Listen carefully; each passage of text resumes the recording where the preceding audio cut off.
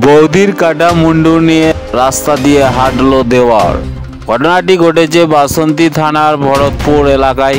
সূত্রে অনুযায়ী দীর্ঘদিন পরিবারের মধ্যে জমি বিবাদ নিয়ে চলছিল অশান্তি। সেই বিবাদ চরমে ওঠে আমপাড়া নিয়ে এবং দেওরকে চুরির অপবাদ দেয়া হতো।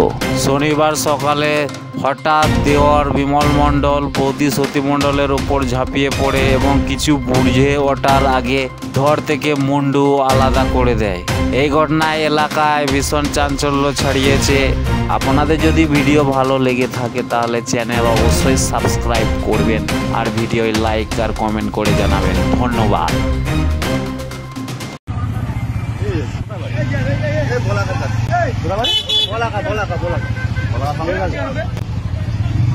পাগলা নাকি?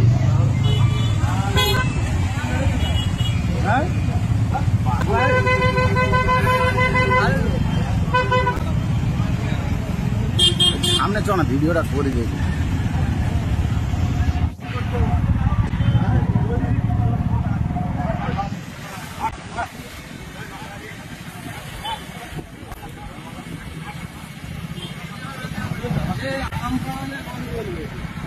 নিজের বউ নাকি?